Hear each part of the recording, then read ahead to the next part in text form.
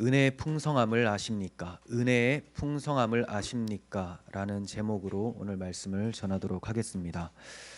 기독교를 가리켜서 감사의 종교 또는 찬송의 종교라고 말을 합니다. 그 이유는 하나님께 감사할 제목이 있기 때문에, 하나님께 감사할 또 찬송할 제목이 있기 때문이라는 거예요. 또 하나님이 감사의 대상이고 찬송의 대상, 찬송받아 마땅한 대상이라는 것을 성경이 말씀하고 있기 때문입니다. 그건 바로 하나님이 창조주시고 또 우리의 구원자이심을 말씀드리는 거예요. 하나님이 우리의 주인이시기 때문에, 창조 주인이시기 때문에 우리는 하나님께 찬송과 감사를 돌려야 되고, 하나님이 우리를 구원해 주셨기 때문에 찬송할 제목이 된다는 겁니다. 사도 바울은 이러한 하나님을 본문 바로 앞에서 찬송을 하면서 말씀을 전합니다. 자, 에베소서 1장 3절에서 6절 본문 바로 앞에를 보도록 하겠습니다. 쉬운 성경으로 읽겠습니다. 우리 주 예수 그리스도의 아버지 되시는 하나님께 찬양을 드립니다. 네, 바울이 찬양을 하죠. 하나님께서는 하늘에 있는 모든 영적인 복을 그리스도 안에서 우리에게 내려주셨습니다. 자, 바울이 왜 찬송을 하는가? 하늘에 있는 모든 영적인 복을 그리스도 안에서 우리에게 내려주셨다라고 크게 얘기를 하고 있습니다. 그리고 이제 구체적으로 하나씩 나오는데 세 가지로 말씀을 합니다. 하나님께서는 이 세상이 창조되기 전에 그리스도의 사랑 안에서 우리를 흠없는 거룩한 백성으로 선택하셨습니다. 그러므로 하나님을 찬양합니다라는 거예요. 우리를 흠없고 거룩한 백성으로 선택해 주셨다. 자, 선택이라는 것은 모두가 다 선택받는 게 아니죠. 그 중에 택함을 받아 선택받았다라는 것을 의미합니다. 또한 그때부터 예수 그리스도를 통해 우리를 자녀 삼으시기로 작정하셨습니다. 이제 하나님의 자녀까지도 작정해 주셨다라는 거예요. 그냥 백성 정도가 아니라 자녀라고 더욱더 좁은 의미로, 더욱더 친밀한 의미로 말씀해 주시기 때문에 우리는 하나님을 찬양한다. 또한 그때부터 그 다음 이제 하나님께서는 이 일을 바라고 또 기뻐하셨습니다. 우리를 자녀 삼으시는 것을 바라시고 기뻐하셨죠. 놀라운 은혜를 내려주신 하나님께 찬양을 드립니다. 하나님께서는 아무 대가를 바라지 않으시고 은혜를 베풀어 주셔서 사랑하는 아들 독생자 예수 그리스도를 우리에게 보내주셨던 것입니다. 그러므로 하나님을 찬양합니다라는 거예요. 우리가 예수님을 보내달라고 요구한 적도 없고 예수님을 보내주셨을 때 우리에게 무언가를 얻으실 것도 아닌데 아무 대가를 바라지 않으시고 당신의 아들을 죽기까지 내어주셨다. 이 사랑과 은혜를 알기 때문에 우리는 하나님을 찬송합니다라고 바울이 얘기를 합니다. 그러니까 이 세 가지 다시 정리해드리면 흠없는 거룩한 백성으로 선택하신 것과 하나님 자녀로 작정하신 것과 또 그 아들을 우리에게 보내주신 것, 이것이 바로 하늘에서부터 내려오는 모든 영적인 복이라는 겁니다. 이 영적인 복을 받았으니 내가 찬송합니다라는 거예요. 여러분, 우리가 하나님께 큰 은혜를 받았습니다, 하늘의 복이 임했습니다라고 말은 많이 하는데 그 내용이 뭔지를 너무 많이 모르고 있는 경우가 많습니다. 그런데 바울은 정확하게 정리를 해주고 있죠.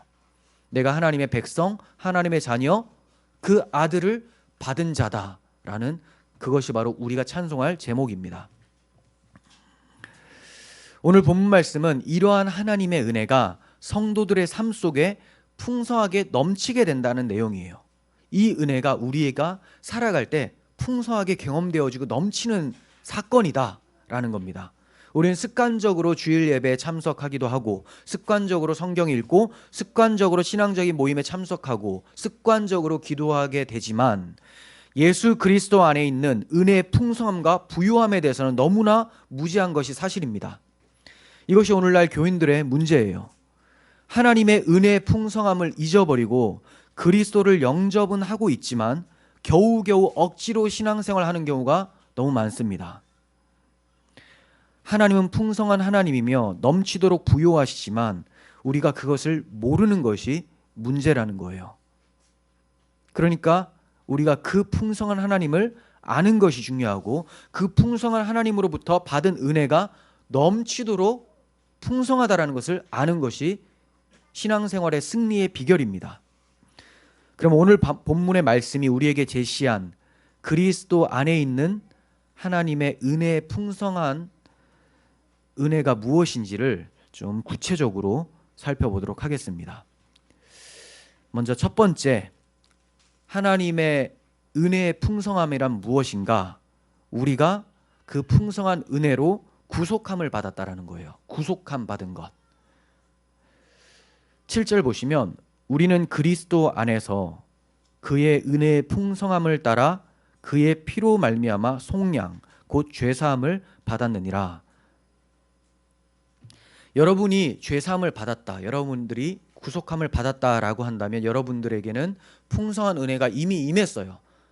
내가 가난하고 내가 건강이 좋지 않고 환경이 너무나 안 좋다 할지라도 여러분들은 하늘의 풍성한 은혜를 받았다라는 사실을 아셔야 되는데, 이걸 모르고 있으니 환경을 탓하면서 환경이 곧 나의 실체라고 생각하고 낙심하는 경우가 많다는 겁니다. 자, 우리는 하나님의 아들의 피로 속량 곧 죄사함을 받은 풍성한 은혜를 받은 자입니다. 사실 우리는 죄로 말미암아 소망이 없었던 사람들이었어요. 죄가 있으면 하나님과 관계를 맺을 수가 없습니다. 거룩한 하나님과 죄인은 상극이기 때문에 하나님을 가까이 할 수도 없고 가까이 하면 하나님의 진노로 곧바로 죽게 됩니다. 그러나 우리가 구속, 용서함을 받은 것은 그리스도의 풍성한 은혜 때문이라고 성경은 말씀합니다. 우리 죄는 클지라도 그 은혜는 우리의 모든 죄를 용서하고도 남죠. 그런데 우리는 마치 하나님께서 우리처럼 옹졸하거나 또 우리의 약점이나 문제를 재어보시는 분으로 쉽게 잘못 판단하는 경우가 많다는 거예요. 결코 하나님은 그런 분이 아니세요. 하나님은 우리를 죄 가운데서 구원해 주시기 위해서 만세전에 우리를 예정하시고 사랑하셔서 자녀로 불러주신 분인 것을 성경이 말씀합니다. 그 일을 위해서 예수 그리스도까지 십자가에 내어주신 분이라고 사도 바울이 본문 앞에서 먼저 말씀을 전해놓고 이제 그 풍성한 은혜가 우리에게 구속함이라는 것으로 찾아왔다라고 말씀을 하고 있는 겁니다. 예수 그리스도의 죽으심은 단번에 이루어졌지만 그의 속죄 사역은 모든 인생들의 죄를 용서하고도 남는 거예요. 그러므로 우리는 사도 바울이 힘있게 외친 그리스도 안에 있는 그 풍성한 은혜가 얼마나 놀랍고 크고 위대한가를 우리 삶을 통해서 확신하고 체험할 수 있어야 됩니다. 우리가 하나님의 풍성한 은혜를 알 때에만 감격과 감사와 찬양이 있을 수 있는 것이지, 그것을 잃어버리면 우리는 살았다 하는 이름은 가졌지만 죽은 자처럼 살아가게 될 거예요. 우리의 신앙생활이 나의 기도나 나의 헌신의 결과로 얻어진 것처럼 생각하면서 전전긍긍하고 있다면 그 이유는 바로 하나님의 풍성한 은혜를 모르고 있기 때문입니다. 로마서 4장 4절에서 8절까지 봅니다. 일하는 자에게는 그 삭시 은혜로 여겨지지 아니하고 보수로 여겨지거니와 일을 아니할지라도 경건하지 아니한 자를 의롭다 하시는 이를 믿는 자에게는 그의 믿음을 의로 여기시나니, 일한 것이 없이 하나님께 의로 여기심을 받은 사람의 복에 대하여 다윗이 말한 바, 불법이 사함을 받고 죄가 가려짐을 받은 사람들은 복이 있고 주께서 그 죄를 인정하지 아니할 사람은 복이 있도다 함과 같으니라. 자, 정리하면 이런 말씀입니다. 우리가 신앙생활 하면서 내가 이렇게 신앙생활 잘하니까 복이 임하는구나, 신앙생활 잘 못하면 힘들구나, 내가 어떻게 하는가에 따라서 하나님의 복이 임했다가 사라졌다가 왔다 갔다 하는구나 라고 착각하지 말라는 말씀이에요. 일을 하는 자에게는, 자기가 일했다라고 생각하는 사람, 열심히 했다라고 생각하는 사람들은 은혜를 어떻게 여기냐면 은혜로 여기지 않는다는 겁니다. 삭스로, 보상으로 받는다는 거예요. 내가 잘했기 때문에 하나님께서 그 잘한 대가로 나에게 이렇게 주시는구나. 하지만 일을 했음에도 불구하고 자기가 했다고 인식을 안 하는 사람들, 나는 아무것도 한 것이 없어요, 그냥 그 사랑에 힘입어서 살아갔을 뿐인데 왜 이런 큰 은혜를 나에게 주십니까? 라고 하는 사람들, 그 사람은 은혜를 받은 거죠. 그 사람들의 특징은 자기가 뭔가를 해놓고 내가 했습니다라고 하지 않는다는 겁니다. 그러면서 바울은 다윗이 말한 것까지 언급을 하면서 불법이 사함을 받고 죄가 가려짐을 받은 사람들은 복이 있다라고 얘기해요. 즉 내가 뭔가를 했기 때문에 요구할 수 있는 자격이 있다 정도가 아니라 뭔가 내놓을 수조차 없는 불법한 죄인이었다. 그런데 이런 불법한 죄인을 하나님께서 용서해 주셨다라는 거예요. 주께서 그 죄를 인정하지 않은 사람은 복이 있다. 내가 그러한 복을 받은 사람, 죄가 있음에도 죄 용서함을 받은 사람이다라고 바울이 얘기를 하고 있는 것이죠. 이걸 아는 사람은 자신의 신앙생활, 자신의 힘이, 자신의 능력이 자신의 삶의 질을 결정한다라고 생각하지 않습니다. 물론 열심히 살지만 그 열심의 동력이 하나님의 은혜라는 것을 알고 열심히 한 후에 아무것도 자랑하지 않게 됩니다. 그 자랑하지 않는 마음에서 평안이 찾아오게 돼요. 하나님의 은혜가 무엇인지를 알게 된다는 거죠. 오늘 본문의 흐름은 풍성이라는 말과 7절에 풍성이라는 말과 8절에 넘친다라는 말이 연결이 됩니다. 풍성했는데 이게 넘치게 된다라는 거예요. 넘치고 풍성한 것을 우리는 흔히 부자라고 얘기를 합니다. 부자. 그런데 그의 자녀되는 우리가 하나님의 은총의 풍성함과 무관하게 살 수 있을까요? 하나님이 풍성하신 분이고 그분은 자녀들에게 넘치게 해주시는 분인데 자녀인 우리가 가난할 수 있느냐? 이거는 돈을 얘기를 하는 게 아니에요. 건강을 얘기를 하는 게 아닙니다. 하늘의 복으로 풍성해야 마땅한데 이게 완전 여름 가뭄에 땅이 말라 비틀어진 것처럼 마를 수가 있느냐라는 겁니다. 하나님의 은혜와 사랑은 우리가 상상을 초월하는 넉넉함과 풍성함이 있다라는 사실을 알아야 돼요. 그러면 죄사함으로 이뤄진 은혜의 풍성함이 무엇인지, 우리가 구속함을 받아서 이루어지게 된 풍성한 은혜가 무엇인지를 살펴보겠습니다. 먼저 우리가 받은 것은, 우리가 구속함을 받아서 얻게 되는 것은 의롭다함이에요. 의롭다함. 골로새서 1장 13절. 그가 우리를 흑암의 권세에서 건져내사 그의 사랑의 아들의 나라로 옮기셨으니 그 아들 안에서 우리가 속량 곧 죄사함을 얻었도다. 자, 보세요. 속량, 구속함을 얻었다라는 거죠. 죄사함을 얻었어요. 어떻게 죄사함을 얻었냐면 우리를 흑암의 권세에서 마귀의 종살이하던 우리를 건져내셔서 사랑의 아들의 나라로 옮기셨다. 그러니까 예수 그리스도가 계신 하나님 나라로 우리의 영혼을 옮기셨다라는 겁니다. 그러니까 이제 신분이 어디냐? 마귀의 속국에 있던 자들이 하나님 아들의 나라로 옮겨졌다라는 겁니다. 마귀는 뭐하게 하는 놈이냐면 하나님께 대항하여 우리 자신을 높이고 우리 자신이 하나님과 같이 되려고 하는 교만함으로 살아가게 만드는 놈이죠. 그런데 이러한 영향을 받고 있었던 우리가 하나님의 아들을 머리로 삼고 그분의 영광을 위해 사는 자들로 국적이 바뀌었다라는 거예요. 이걸 가리켜서 속량, 곧 죄사함을 받았다라고 해요. 자, 죄의 용서함을 받으니까 국적이 바뀌었다. 국적이 바뀌었다라는 거예요. 자, 그리고 나서 얻게 되는 것이 로마서 3장 23절. 모든 사람이 죄를 범하였음에 하나님의 영광에 이르지 못하더니 그리스도 예수 안에 있는 속량으로 말미암아 하나님의 은혜로 값없이 의롭다 하심을 얻은 자 되었느니라. 예수 그리스도 때문에, 그 속량 때문에 값없이 의롭다함을 받았다라고 해요. 자, 이게 기독교인에게만 간절한 소망일까요? 저는 불신자들에게도 의롭다함을 받는 것은 간절한 소망이라고 봅니다. 자, 이게 무슨 말이냐면 불신자들은 불신자들 나름대로 신인식을 하던 안 하던 의로운 사람으로 살려고 해요.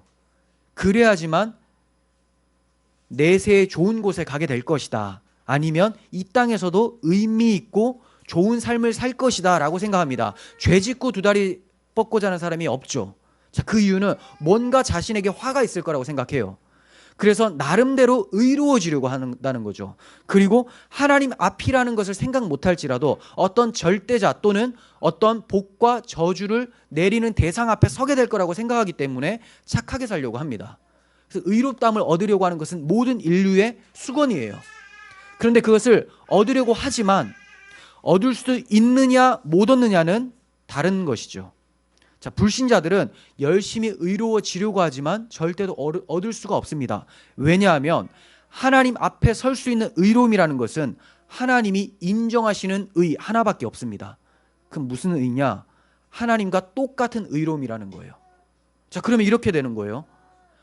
불신자가 하나님 앞에서 의로워진다는 것은 하나님과 똑같은 의로움을 자기가 가지고 있다는 것을 드러내는 것밖에 없다는 겁니다. 이걸 가리켜서 교만이라고 해요.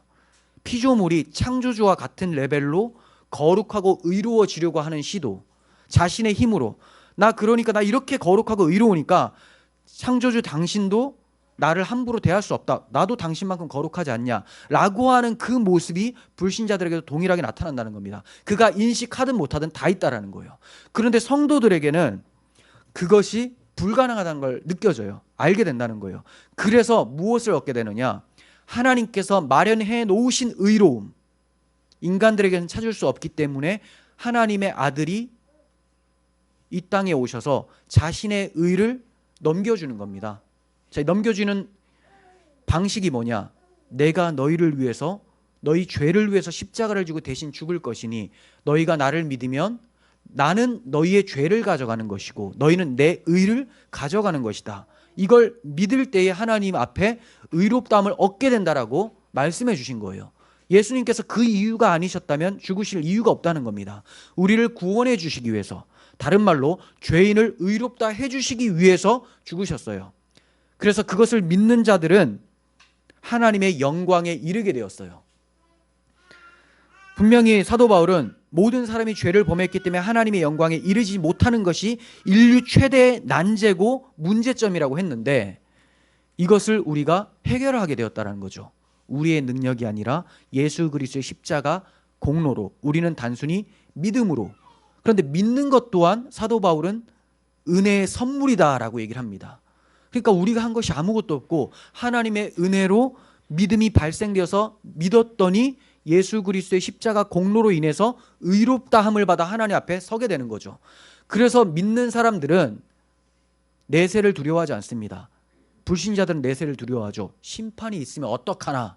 네. 하지만 믿는 사람들은 심판은 있지만 정죄를 받지 않는다는 걸 알아요. 의롭다함을 받았기 때문에, 하나님의 재판정에서 이미 의롭다함을 받았기 때문에 끝난 재판이라는 거예요. 그래서 담대히 하나님 앞에 나아가서 하나님의 영광에 참여하게 됩니다. 그래서 그 사랑의 아들의 나라로 옮겨지게 되었다라고 바울은 말씀하고 있는 것입니다. 자, 그러니까 우리가 속죄함, 구속함을 통해서 얻게 되는 것은 의롭다함을 받는 거. 이게 너무나 중요한 겁니다. 불신자들도 이걸 바래요. 하지만 자기들이 이루기를 바란다는 거, 이 차이만 있다는 것을 기억하십시오. 두 번째는 구속함 때문에 우리가 얻는 것, 성령의 인치심입니다. 성령의 인치심, 다른 말로 성령의 내주하심. 고린도후서 1장 22절, 그가 또한 우리에게 인치시고 보증으로 우리의 마음에 성령을 주셨다. 자, 여러분들이 하나님의 것이냐, 여러분들이 진짜 의롭다함을 받았느냐, 이거 도장, 약속 도장을 안 찍어주면 알 수가 없는 거예요. 그런데 하나님께서 내가 약속한 것은 확실하다라고 하면서 인감 도장을 탁 찍어주신 것이 바로 성령님이라는 거예요. 성령님이 우리 마음에 찾아오셨다라는 거죠. 그럼 성령님이 오신 걸 어떻게 하냐? 성령이 임하면 예수 그리스도를 주라, 그리스도라 시인하게 된다는 거예요. 그리고 그분을 머리 삼고 그분의 영광을 위해서 살게 됩니다. 그러므로 그렇게 살고자 하는 모든 사람들은 성령이 인치신 거예요. 여러분들의 구원이 보증으로 찾아온 겁니다. 에베소 1장 13절, 그 안에서 너희도 진리의 말씀 곧 너희의 구원의 복음을 듣고 그 안에서 또한 믿어 약속의 성령으로 인치심을 받았으니, 나는 믿기는 믿는데 성령은 안 계신 것 같아. 성령의 불을 받아야 되는데, 이런 이상한 교리를 얘기를 하는 사람들이 있죠. 그게 교리적인 것인지도 모르고, 성령의 불 이런 거는 성령의 충만한 역사를 얘기를 하는 것이지, 모든 성도는 다 성령을 받았습니다. 모든 믿는 자에게는 성령이 임했다는 거예요. 믿는 자에게 주시는 증거가 보증인데, 하나님께서 믿음을 시작하고 한 10년 동안 지켜보시다가 이 정도면 이제 도장 찍어도 되겠다 이렇게 하신 분이 아니라는 거예요. 이미 믿기 시작된 그 믿음이라는 것이 성령께서 주신 선물이고, 믿음이 발생되면 성령께서 내주하셔서 함께 하신다라는 겁니다. 이 성령의 인이 없는 사람들은 요한계시록에 보면 짐승의 표가 나오죠. 짐승의 표는 특별한 게 아닙니다. 성령의 인이 없는 모든 사람들이 다 받고 있는 것이 짐승의 표예요. 666이라고 하죠. 머리에 666이 새겨져 있다는 게 아니에요. 옛날에 그런 걸 이제 영화화해서 공포 영화를 만들었죠. 오멘 아세요? 네, 오멘이라고 굉장히 귀신도 한 번도 안 나오는데 엄청 무서운 영화인데, 네, 오멘이라는 영화가 애기가 이제 머리에 666이 있었거든요. 그런 것처럼 그냥 문자적으로만 해석하는 사람들도 있어요. 하지만 성경에서는 이제 성령의 인과 그리고 성령의 인이 없는 자, 즉 짐승의 인이 있다, 이렇게 이제 설명을 하고 있는 겁니다. 계시록에서도 강의하면서 말씀을 드렸었죠. 666이라는 것은 어떤 특별한 숫자라기보다는 상징적인 의미가 있다. 그 6은 7이라는 숫자, 하나님의 완전수, 777, 삼위일체 하나님을 모방하는 666, 사람의 숫자로 하나님과 같아지려고 하는 그 바벨탑과 같은 정신을 담고 있는 것이라고 말씀을 드린 바가 있습니다. 자, 이렇게 우리는 성령의 인치심을 받았어요. 자, 그리고 또 속량함을 받으면 어떤 풍성한 은혜가 임하느냐? 구원의 확신이 있습니다. 자, 이거 굉장히 중요해요. 구원의 확신. 본인이 구속함을 받고 의롭다함을 받았죠. 성령의 내주하심이 있게 되면 찾아오는 현상이 구원의 확신이라는 거예요. 자, 로마서 8장 16절. 성령이 친히 우리의 영과 더불어, 자, 우리의 거듭난 영이죠. 옛날에 죽어있던 영은 하나님께 반응을 못해요. 근데 성령께서 살려놓으신 영, 예수님 믿게 한 그 영, 성령이 우리의 영과 더불어 하나님의 자녀인 것을 증언해 주신다라는 거예요. 증언. 그러니까 이것을 못 듣는다라는 것은 성령이 안 계시던지 성령이 말씀하는 것을 안 듣기로 작정했던 못된 마음, 죄로 인한 강팍해진 마음이 못 듣는 것이지, 정상적인 신앙생활을 한다면 들린다라는 거예요. 그죠? 자, 그리고 이렇게 성령이 친히 증거하기 때문에 사도 바울이 어떤 확신을 갖냐? 내가 확신하노니 사망이나 생명이나 천사들이나 권세자들이나 현재일이나 장래일이나 능력이나 기품이나 높음이나 다른 어떤 피조물이라도 우리를 우리 주 그리스도 예수 안에 있는 하나님의 사랑에서 끊을 수 없다, 이렇게 얘기를 해요. 뭘 확신할 수 없느냐? 뭘 확신하느냐? 어떤 것도 하나님의 사랑에서 끊을 수 없다. 내 구원은 확신하다. 이걸 얘기를 하고 있어요. 왜? 나는 의롭다함을 받았고, 의롭다함을 받았으니 성령이 내 안에 계시고 성령이 날마다 증거하시니 나의 구원이 요동칠 이유가 있겠냐, 이렇게 말씀하는 겁니다. 그럼 내 구원이 확신이 되지 않는다. 뭐가 문제냐? 성령의 인치심의 문제, 그죠? 아니면 성령의 충만을 느끼지 못하는 문제. 그럼 왜 성령 충만을 못 느끼냐? 또 앞으로 가야 되겠죠. 의롭다함, 칭의교리에 문제가 있는 거죠. 신앙생활은 시작은 은혜로 시작해서 의롭다한 칭함이라는 은혜를 받았어요. 근데 신앙생활을 계속하다 보니까 율법주의로 바뀝니다. 그러니까 의롭다 칭함을 해주신 건데 내가 의로워지려고 막 노력하는 사람들, 이런 사람들은 칭의교리를 놓치게 되고 성령 충만이 사라지게 되고 구원의 확신이 사라지게 되죠. 여러분, 구속함을 받으셨습니까? 그렇다면 여러분들은 의롭다함을 받으신 것이고 성령의 인치심을 받으신 것이고 구원의 확신이 있으신 분들이라는 거예요. 이것이 없으시다면 다시 한번 주 앞에 나아가서 가슴 치며 회개하시고 회복해 달라고 기도해 보시길 바랍니다. 이렇게 하나님의 은혜의 풍성함이 우리에게 찾아왔다라는 것을 알 때 우리는 신앙의 확신을 가지게 되고 이웃을 용납하고 받아들이게 되고 나누는 삶을 살게 되고 사랑하며 용서하며 살아가게 됩니다. 자, 두 번째는 하나님의 풍성한 은혜가 어떻게 임했느냐? 하나님의 뜻과 비밀을 알게 된다는 거예요. 하나님의 뜻과 비밀을 알게 된다. 자, 이렇게 말하니까 무슨 신비주의자 느낌이 좀 나죠. 근데 이 표현 자체는 신비주의가 아닌데, 신비스러운 거예요. 신비스럽지만 신비주의자, 뭐 이상한 뭐 점쟁이 같이 막 말하는 그런 거랑은 거리가 멉니다. 자, 성경 8절에서 9절을 봅니다. 이는 그가 모든 지혜와 총명을 우리에게 넘치게 하사 그 뜻의 비밀을 우리에게 알리신 것이요 그의 기뻐하심을 따라 그리스도 안에서 때가 찬 경륜을 위하여 예정하신 것이니. 네. 지혜와 총명을 우리에게 넘치게 해주셨다고 합니다. 하나님이. 근데 그 하나님이 지혜와 총명을 주실 때 누구를 통해 주시느냐? 여러분 성경 보시면 17절 지혜와 계시의 영을 너희에게 주사. 그죠? 지혜와 계시의 영을 너희에게 주사. 하나님을 알게 하신다. 성령이죠. 지혜와 계시의 영.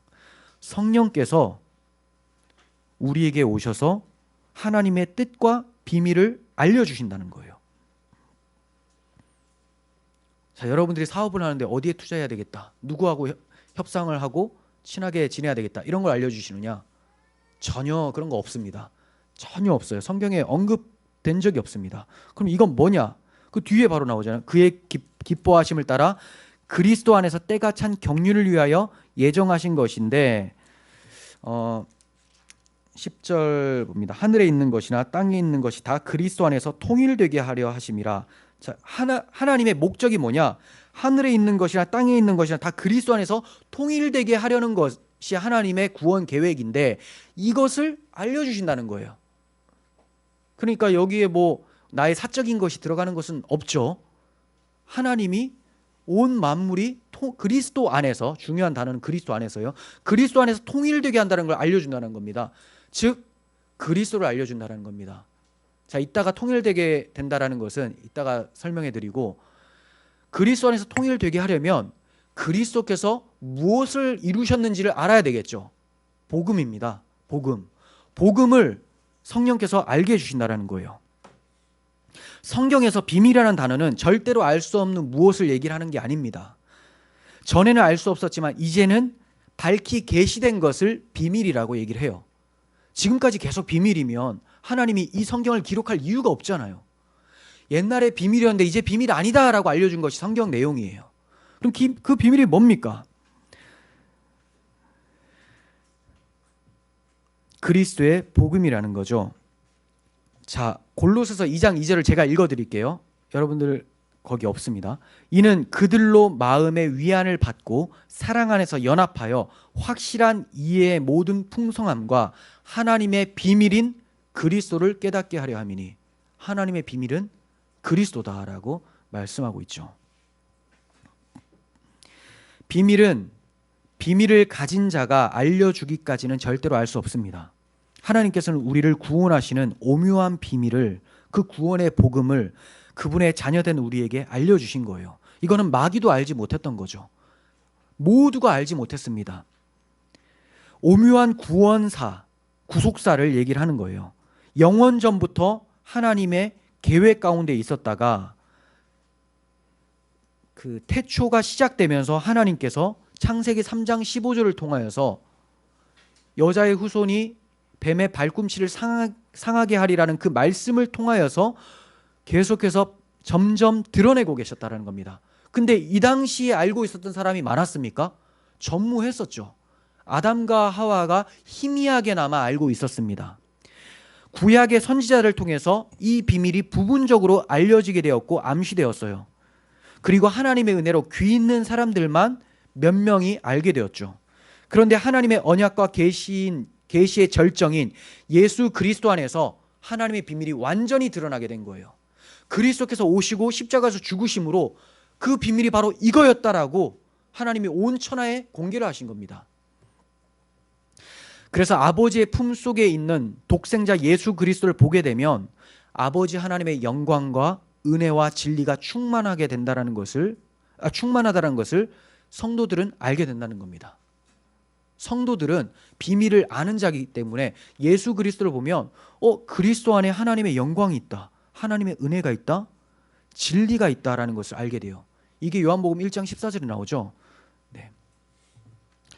그 비밀의 내용이 어떤 것인지 우리에게 임하신 성령께서 가르쳐 주신다고 요한복음에서 말씀합니다.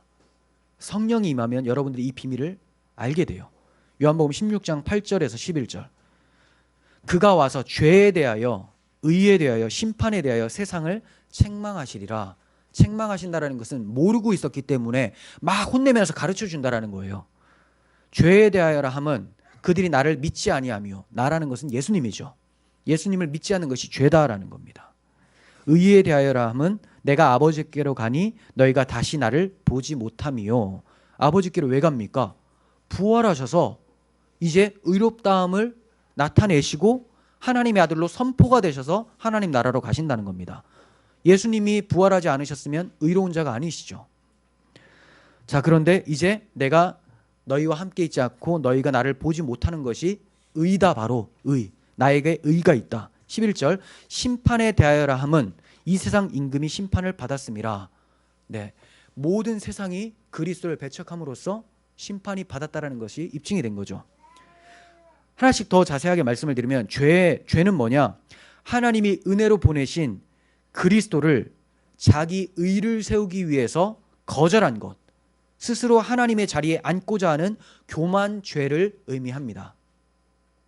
그리고 의로움은 뭐냐? 십자가 대속과 부활 승천하심으로 하나님의 의를 만족시키신 예수 그리스도께서 자기의 의를 우리에게 주시는 것, 이것이 의예요. 의. 그리고 심판은 뭡니까?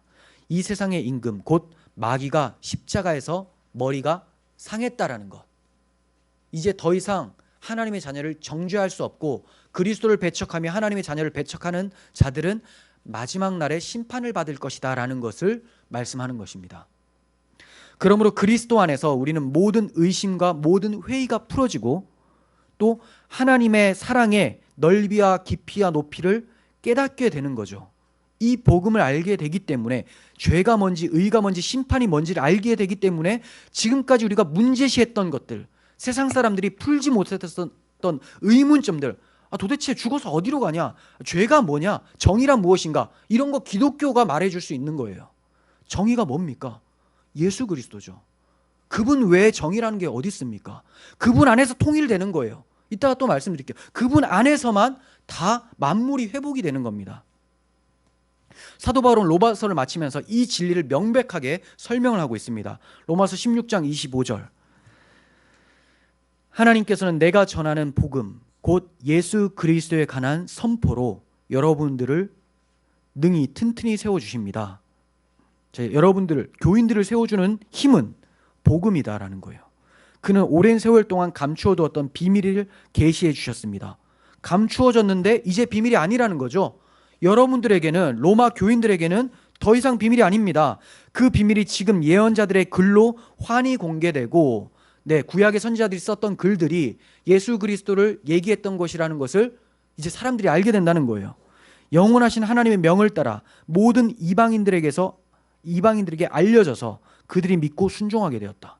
처음에는 유대인만 접했었던 복음이 유대인들이 배척을 하자 이방인에게 넘어갔고 이제 이방인들이 믿기 시작했다라는 거죠.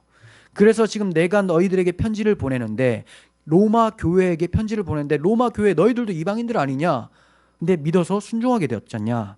오직 한 분이신 지혜로우신 하나님께 예수 그리스도로 말미암아 영원 무궁하도록 있기를 빕니다라고 하면서 마칩니다. 로마서가 이렇게 마쳐져요.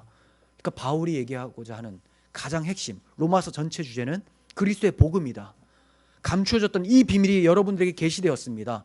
여러분들은 이 복음의 비밀 안에서 설 수 있고 이 복음을 전파해야 됩니다. 이걸 말하고 있는 것이죠. 비밀을 공개한다는 것은 상당히 친해야지만 가능합니다. 아주 특별한 관계라는 거죠. 부부 사이에나 부부 사이나 아니면 이제 그 부모 자녀 사이, 또 일생 동안 신뢰를 지킨 아주 가까운 친구 사이에만 이제 비밀을 공개를 할 수가 있는 거죠.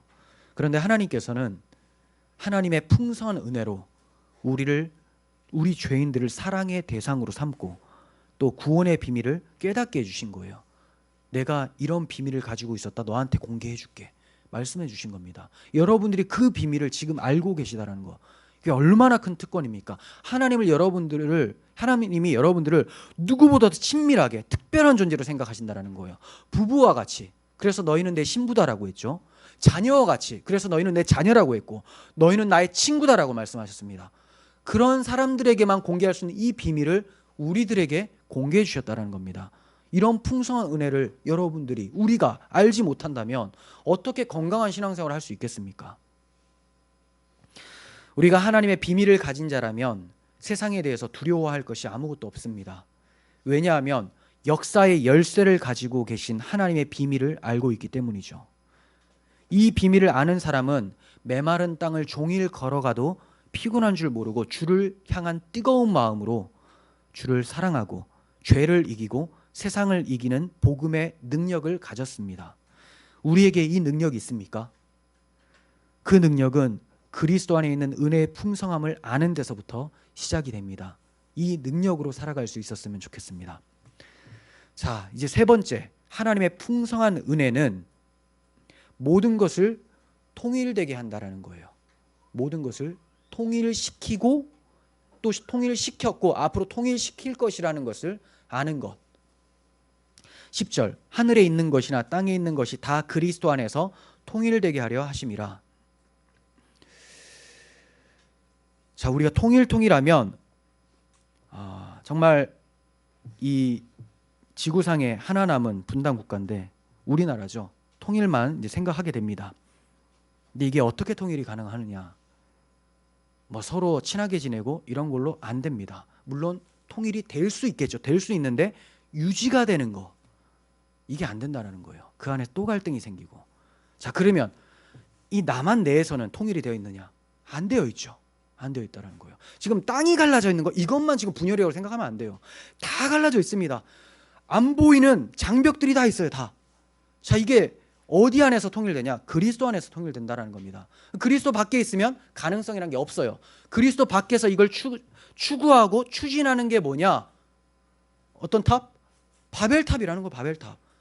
바벨탑 계속 나옵니다. 너무나 중요해서 제가 계속 말씀을 드리는데 이 정신이 끝까지 가요. 지구 끝까지, 말세까지 갑니다.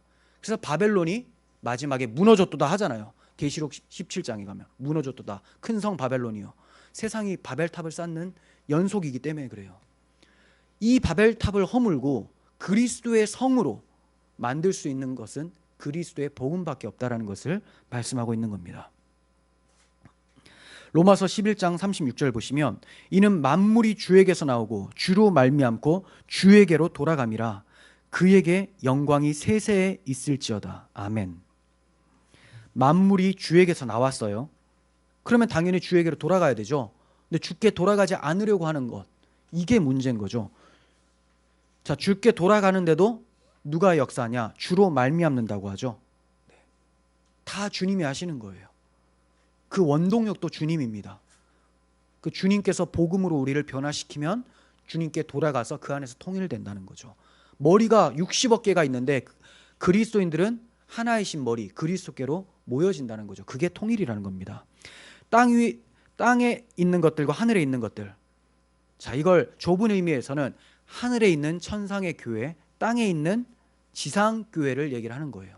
그래서 땅에 있는 교회와 하늘에 있는 교회가 결과적으로 하나가 된다. 마침내 그리스도 안에서 하나님 나라에 들어가게 된다라는 것을 얘기를 하는 것이고, 또 넓게는 피조물을 얘기를 합니다. 로마서 8장에 보면 피조물이 고대하는 바 하나님의 자녀들이 나타나는 것이니라고 얘기를 해요. 왜 하나님의 자녀가 나타나는 것을 피조물들, 나무나 돌멩이들이 왜 그렇게 기다리냐? 의인화 시킨 거예요. 네, 그렇게 기다리는 이유는 피조물이 창조의 목적대로 쓰여야 되는데, 창조의 목적이라면 이 강대상 나무잖아요. 창조의 목적대로 쓰이고 있죠. 왜? 하나님의 자녀에게 쓰임을 받고 있으니까. 그죠? 하나님 말씀을 선포하는 데 쓰이고 있는 거예요. 근데 이게 불교 재단에 올라가 있어요. 천하대장군을 만드는 나무가 돼버렸습니다. 탄식하겠죠. 이 탄식을 그치게 하는 것이 하나님의 자녀들이 나타나는 것이고, 하나님의 자녀들이 나타나려면 그리스도의 복음 때문에 하나님의 자녀가 형성이 된다는 거예요. 그래서 그렇게 해서 하늘에 있는 것과 땅에 있는 모든 것들이 통일된다는 것이지, 이게 불신자도 모두가 다, 이 세상에 모두가 다 구원받는다라는 보편구원을 얘기하는 말씀이 절대 아니에요. 그리스도 안에 있으면 하늘에 있는 것이나 땅에 있는 것은 다 통일된다라는 말씀입니다. 오늘날 사상과 이념, 철학과 뭐 여러 가지 사상들, 이런 것들이 분열이 막 일어나고 있죠. 그것뿐만이 아니라 노사 간의 분열도 있고 사제 간의 분열 아주 극대화됐죠. 선생님이 체벌하면 애들이 휴대폰으로 찍고, 또 선생님은 그 학생 또 어떻게 하려고, 또 선생도 이상하고 학생도 이상하고 다 이상한 세상입니다. 갈등의 시대 속에 살고 있어요. 이러한 분열과 분리, 대결과 갈등의 해소는 예수 그리스도 안에서 통일되고 해결되어야 되는 방법밖에는 없습니다. 왜냐하면 예수 그리스도만이 우리에게 실제적인 통일을 이루실 분이라고 성경이 말씀하고 있기 때문이죠. 아무도 오늘날 문제를 물리적으로, 정치적으로, 공권력으로 해결할 수 없습니다. 예수 그리스도만이 갈등과 대결의 시대를 청산하게 하고 노사 간의 문제, 사제 간의 문제를, 또 부모 자식 간의 갈등도 해결할 수 있습니다. 그러니까 특별히 사회주의나 공산주의가 그렇게 기독교를 싫어하는 게, 사회주의 공산주의는 시스템이 가능케 한다라는 입장이에요. 시스템이. 그런데 예수 그리스도가 가능하게 한다라고 하니까 요것만 없어지면 됩니다. 요렇게 고집 피우는 종교는 기독교밖에 없어요. 독선이죠. 본인만 선하다고 해요.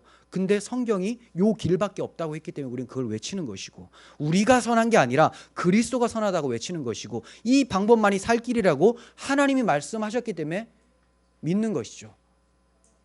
그래서 공산주의와 사회주의와 기독교는 상극이라고 제가 말씀을 드리는 것이고, 자본주의 그리고 이런 자유민주주의, 자 이건 상극이냐? 이것도 극이에요. 근데 이건 뭐냐? 자유가 있어요. 종교의 자유. 그래서 복음을 전할 수 있는 기회가 있다는 겁니다.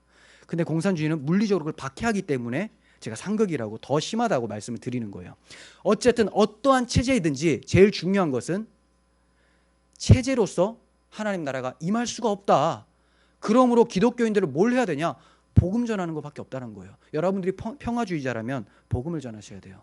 여러분들이 갈등을 해소시키려면 복음을 전해야 됩니다. 북한에다가 돈 퍼주는 게 아니라 그런 게 아니라 복음을 전해야 돼요.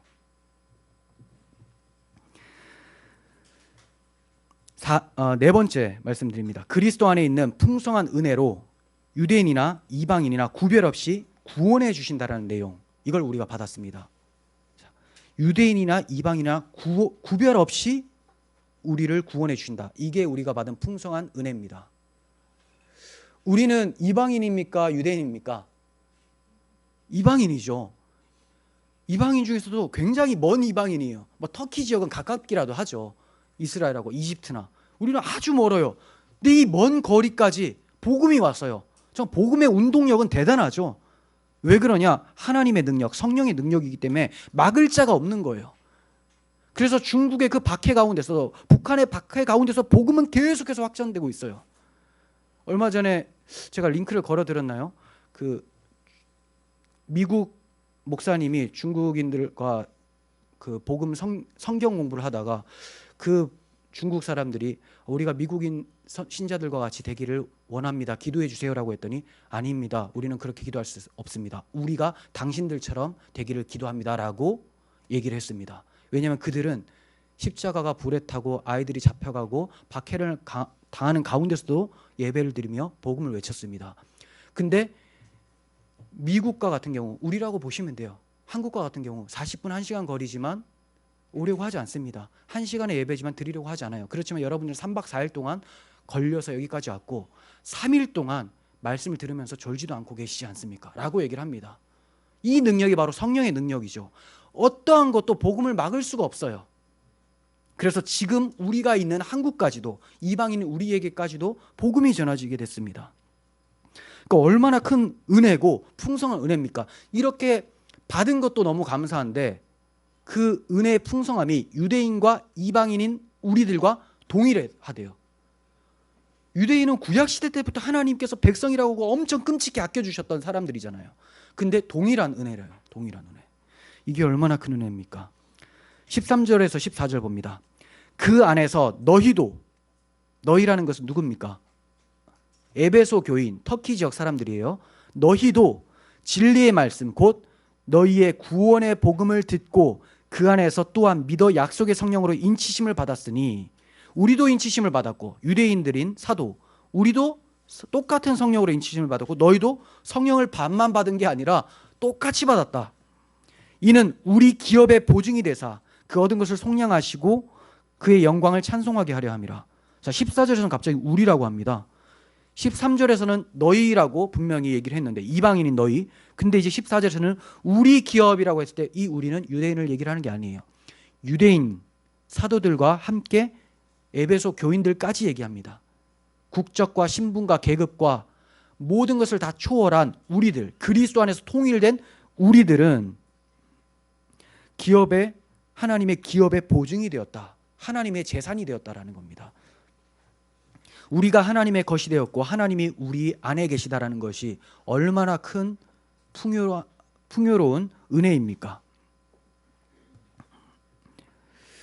이제 하나님의 풍성한 은혜 앞에서 유대인이나 이방인이나 구별이 없습니다. 아무도 기득권을 가진 사람이 없어요. 기독교인이라고 하면서 기득권을 가지고 목이 뻣뻣하다면 그 사람은 기독교인이 아닐 거예요. 에베소 2장 16절 보시면 또 십자가로 이 둘을 한 몸으로 하나님과 화목하게 하려 하심이라. 원수된 것을 십자가로 소멸하시고 또 오셔서 먼 데 있는 너희에게 평안을 전하시고. 자, 여기도 너희 에베소 교인이죠. 가까운 데 있는 자들 유대인들입니다. 평안을 전하셨으니 이는 그로 말미암아 우리 둘이, 우리라는 것은 유대인과 이방인 둘이 한 성령 안에서 아버지께 나아감을 얻게 하려 하심이라. 그러므로 이제부터 너희는 외인도 아니요 이 나그네도 아니요 오직 성도들과 동일한 시민이요 하나님의 권속이라. 자, 우리를 하나님의 가족이라고 합니다. 하나님의 친척도 아니고 하나님의 이웃 사촌도 아니고 권속, 가족이라고 해요. 유대인만 그런 게 아닙니다. 우리들도 그렇습니다. 유대인 중에서도 그리스도 밖에 있으면 외인이 되는 거예요. 하나님의 권속이 아닌 거예요. 이거는 민족성을 얘기를 하는 게 아니에요. 신분을 얘기를 하는 게 아닙니다. 그리스도 안에 있으면 하나님의 백성, 밖에 있으면 유대인이라 할지라도 외부인, 이렇게 되는 것이죠.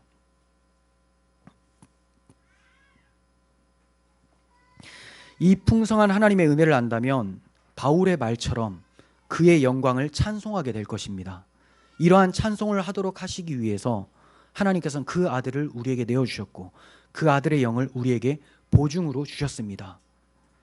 정리하겠습니다. 여러분, 우리는 하나님의 은혜의 풍성함과 넘침에 대해서 말씀을 들었어요. 인간의 모든 문제는 하나님의 은혜의 풍성함을 모르는 데서부터 시작이 됩니다. 그러나 하나님의 은혜의 풍성함을 알게 된다면 모든 문제는 해결되어지고 놀라운 삶의 에너지를 갖게 될 거예요. 오늘 말씀 앞에 선 우리들의 삶 속에서 하나님의 은혜의 풍성함이 확신과 힘과 기쁨과 찬송이 되어서 한 주간도 죄와 세상을 능히 이기고 승리할 수 있으시기를 간절히 소원합니다. 기도하겠습니다. 살아계셔서 저희들과 함께 하시는 하나님 아버지, 그 아들을 내어주심으로 아들의 나라로 우리를 인도해 주시고 이제 그 아들 안에서 통일되게 해주신 것을 감사드립니다. 우리가 통일의 역군으로서 복음 들고 그리스도의 이름 들고 나아가기를 원합니다. 세상이 그리스도의 이름을 없애려고 발버둥 치지만 그럴수록 주 성령께서는 강력한 힘으로 복음을 전파하게 해주실 줄 믿습니다. 먼저 우리 안에 성령 충만함으로 복음화되게 하여 주시고 그 충만함을 토대로 복음을 전파하며 많은 사람들이 그리스도 안에서 통일되어질 수 있도록 주께서 역사하여 주시옵소서. 그리하여서 주께서 오실 때 심판할 자들이 많지 않기를 간절히 소원합니다. 우리 구주 예수 그리스도의 이름으로 기도합니다. 아멘.